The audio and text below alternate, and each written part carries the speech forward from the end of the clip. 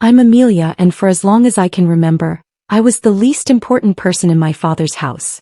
Not mistreated in obvious ways, no shouting, no scenes that neighbors could gossip about, but overlooked so consistently that it left bruises no one else could see. My dad, Robert, had always been focused on control. Control of his career, control of his image, control of the people around him. Love to him was something you earned by being useful. I never quite managed that. I worked a normal job, paid my own bills, and kept my head down. When I came home for holidays, my stepmother, Linda, would smile tightly and ask questions that sounded polite, but landed like judgments. Still at the same job? Have you thought about doing something more ambitious? My half-brother Evan didn't even pretend. He talked about money the way other people talked about weather, constantly, casually, as if it were the only thing worth noticing. Startups, investments, what he'd do when he finally got his hands on real capital.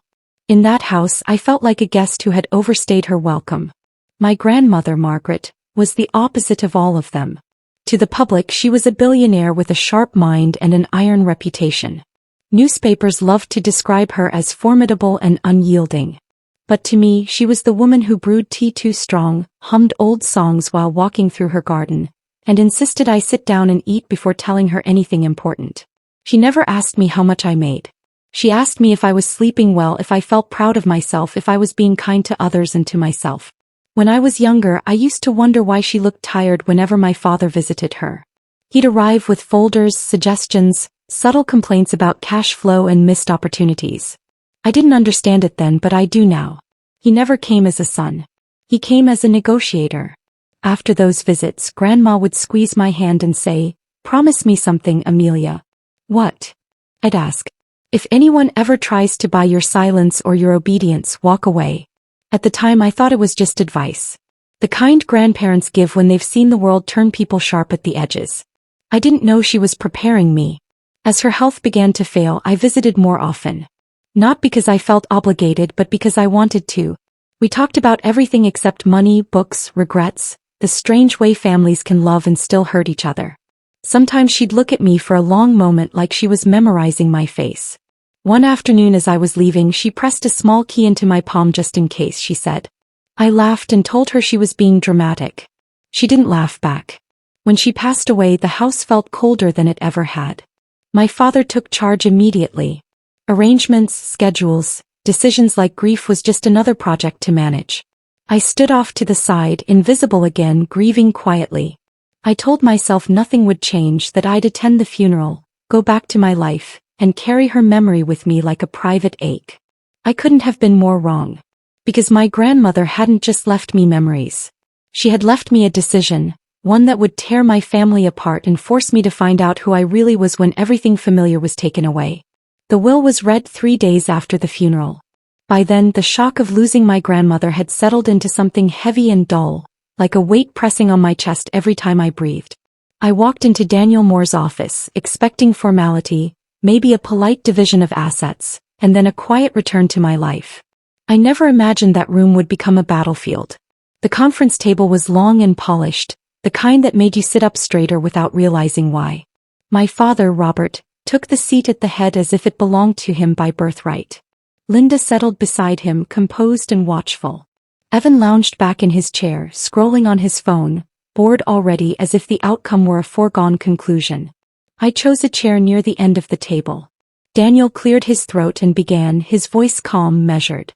He spoke about dates, revisions, witnesses, about my grandmother being of sound mind when she finalized her will. My father waved a hand impatiently. Just read it, he said. We all know how this works. Daniel didn't react. He simply opened the folder and continued. When he said my name, I barely registered it at first. To my granddaughter, Amelia Harris, I leave the entirety of my estate, including all financial assets, properties, investments, and holdings valued at approximately $15 billion. For a moment there was no sound at all. Then the room erupted. What? My father snapped, pushing his chair back so hard it scraped the floor. That's not possible. Linda's hand flew to her chest. This has to be a mistake. Evan finally looked up, his expression sharpening. Where's my share? I sat frozen, my pulse roaring in my ears. 15 billion. The number didn't feel real. It felt like a foreign language I didn't speak.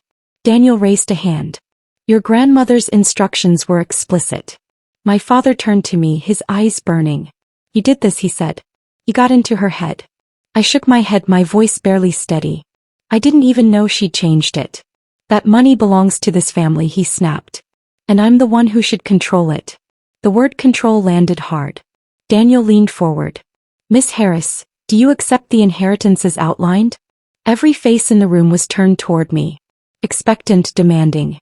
I thought of my grandmother's voice. If anyone ever tries to buy your obedience, walk away. I lifted my chin. Yes, I said quietly. I accept.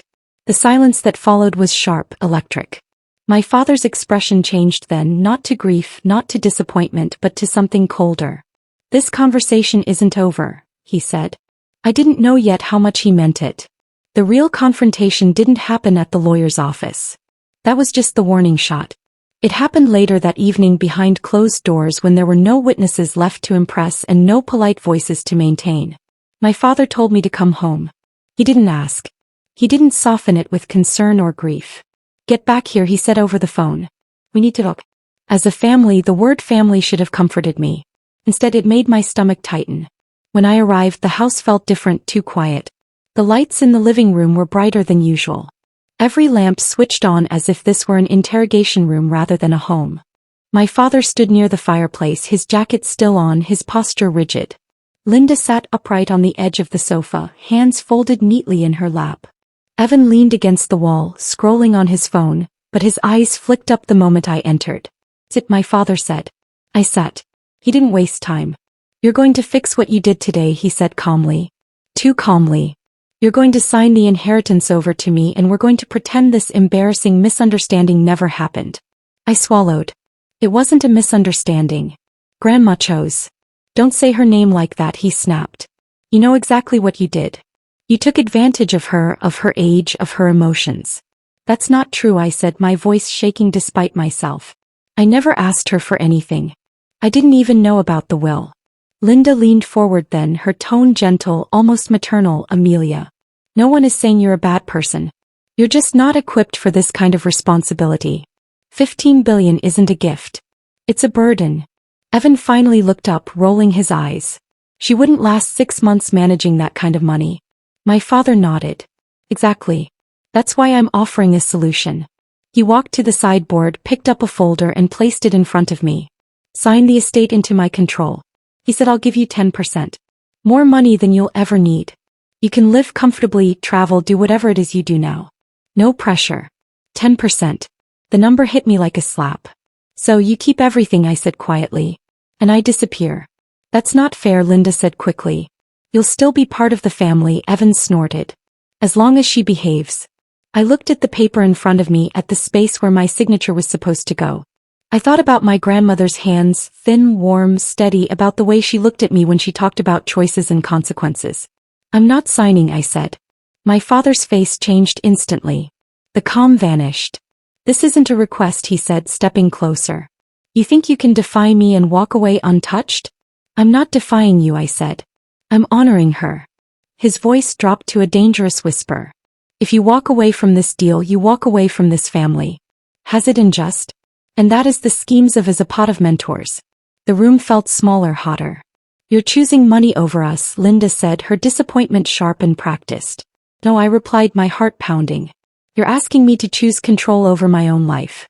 My father straightened as if something inside him had snapped into place. Pack your things, he said. You have 30 minutes. After that, you're out. Evan smirked, already convinced he'd won something. Linda stood and turned away as if watching me leave would be inconvenient. I sat there for a moment longer, waiting stupidly for someone to stop him, for someone to say this had gone too far. No one did. That was when I understood something I'd avoided my entire life. This wasn't about money. It never had been. It was about obedience. And the moment I refused to give it, I stopped being family. I packed in silence. 30 minutes sounded generous when my father said it. But time moves differently when you realize you're being erased from your own life. I went upstairs to the bedroom I'd slept in for years, the one that still smelled faintly of the detergent Linda insisted on using. The walls were lined with old photos.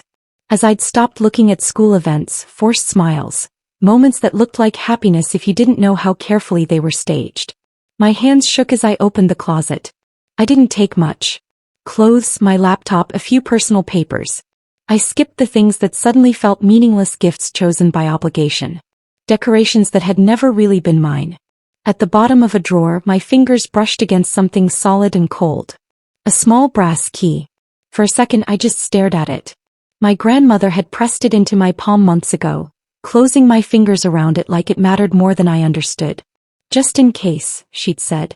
I slipped it into my pocket, my chest tight as if I were stealing something sacred. When I came back downstairs, my suitcase trailing behind me. My father was already waiting by the front door. His arms were crossed. His expression was final. "You're making a mistake," he said. I looked at him, really looked at him, and realized he wasn't angry because he'd lost his daughter. He was angry because he'd lost control. "Goodbye, Dad," I said quietly. He didn't answer. He simply opened the door and stepped aside. The night air hit me like a wall. Cold, sharp, unforgiving. I stepped onto the porch, my bag heavier than it should have been, my heart pounding so hard I thought I might be sick. Behind me, Linda's voice floated out, calm and distant. "Don't expect us to fix this later." The door closed, not gently. The sound echoed in the quiet street, sealing something I knew couldn't be undone. For a moment I just stood there, homeless, cut off. The inheritance papers tucked safely in my bag, worth more than I could comprehend and utterly useless. In that instant I had nowhere to go. No plan, no safety net except for the key in my pocket. I got into my car and drove. The city lights blurred past as tears burned my eyes. I didn't know what I expected to feel. Anger, panic, relief, but mostly I felt empty. When the iron gates of my grandmother's estate came into view, towering and familiar, my breath caught. I hesitated before turning the wheel. This place had always been hers. Warm, alive, full of quiet laughter and afternoon light. Now she was gone and I was arriving not as a guest, but as someone with nowhere else left. The key slid into the lock smoothly. The gates opened with a slow, heavy groan, like the house itself was waking up. I drove up the long driveway, my headlights cutting through the darkness, and parked in front of the mansion. The windows were dark, the silence pressed in. I stepped inside, my footsteps echoing across marble floors. The air smelled faintly of polish and old wood, comforting and painful all at once. "Hello," I called softly. For a terrifying second there was no answer. Then a voice came from the shadows. "Miss Amelia." I turned, startled, to see a tall man with silver-streaked hair stepping forward. He wore a neatly pressed suit and an expression that shifted from surprise to something gentler. "Thomas Reed," he said. "Your grandmother's house manager." Relief hit me so hard my knees nearly buckled. "I thought I'd be alone," I admitted. Thomas shook his head slowly. "Mrs. Harris was very clear," he said. "If you ever came here like this, you were never to be alone." Something inside me cracked.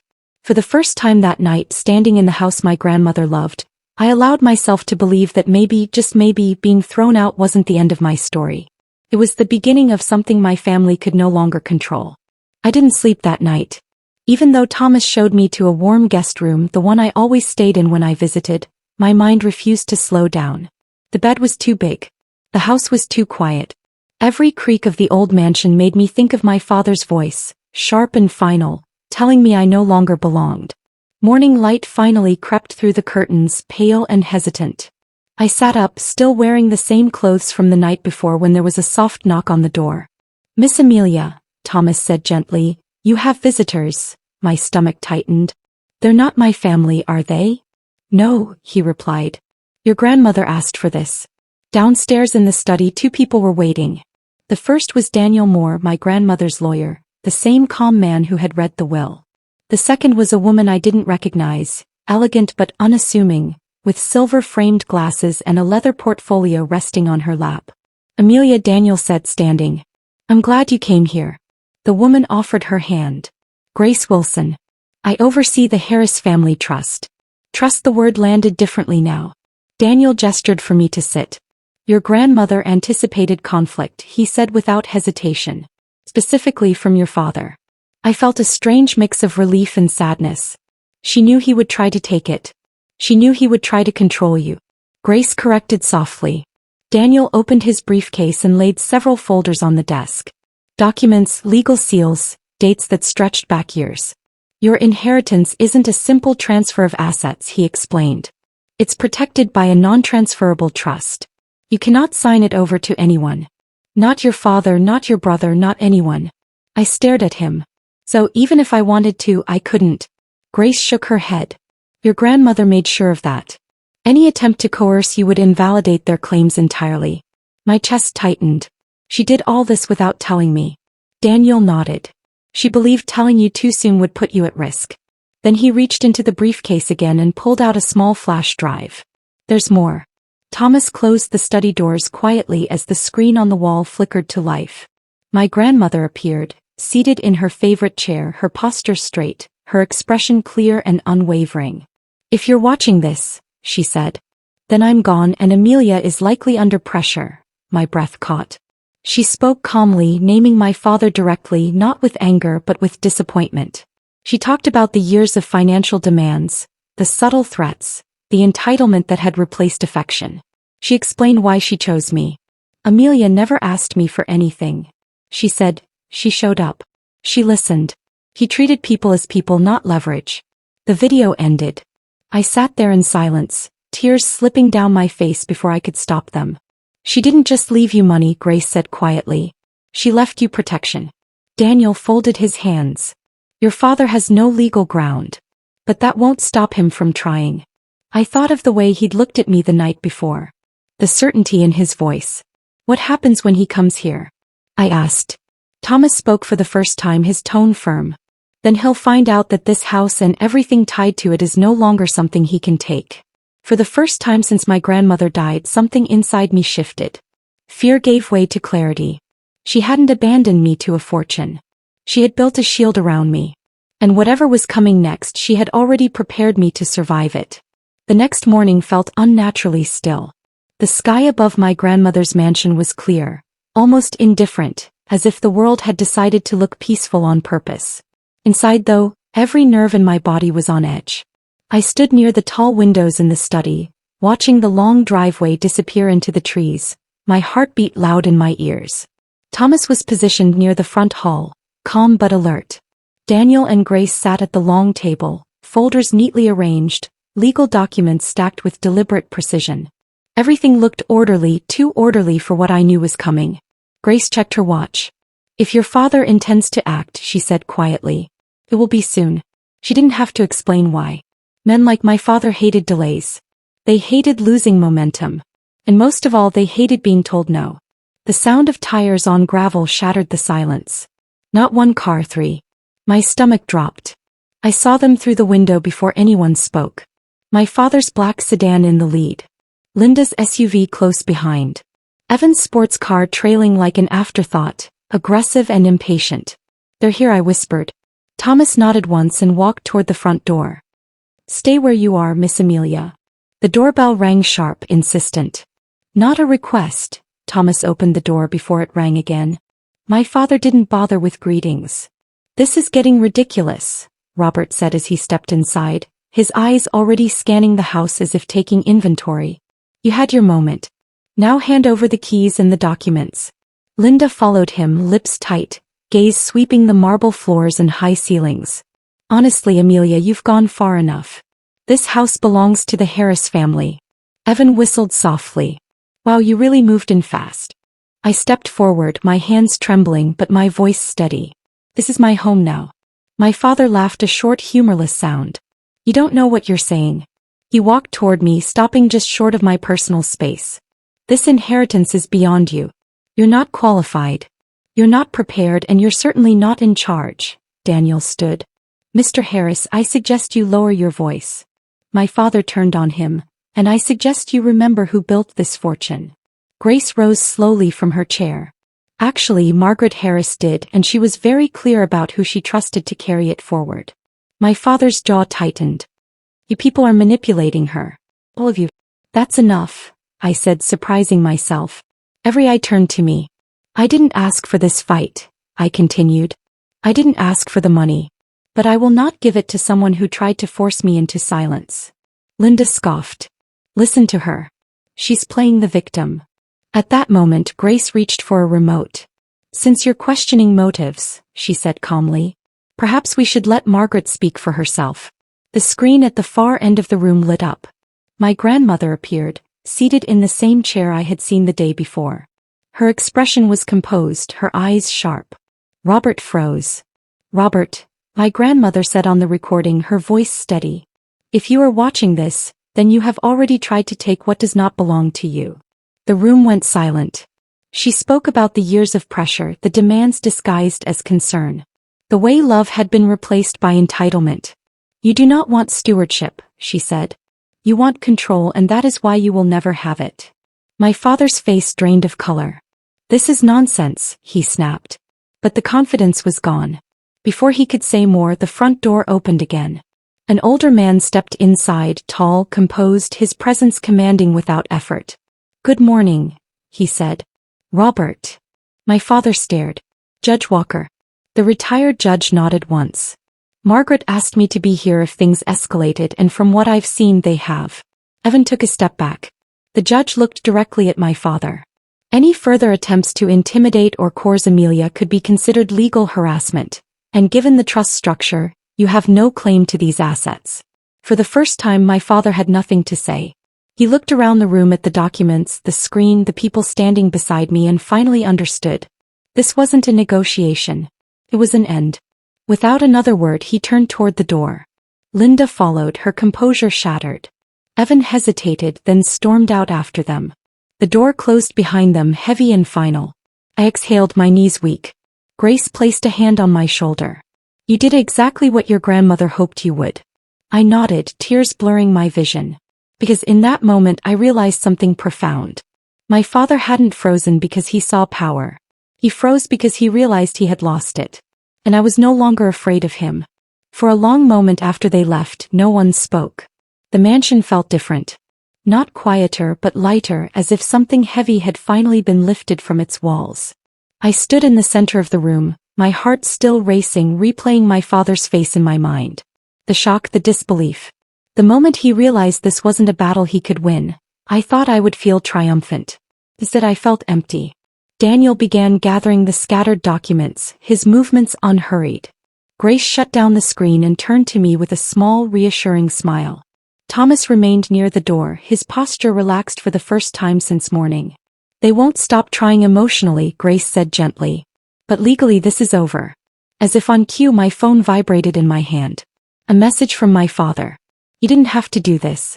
We're still your family." Another followed almost immediately. "You're letting strangers turn you against your own blood." I stared at the screen, my chest tightening. Just hours ago he had tried to take everything from me. Now he wanted to rewrite the story, make himself the wounded one. I didn't reply.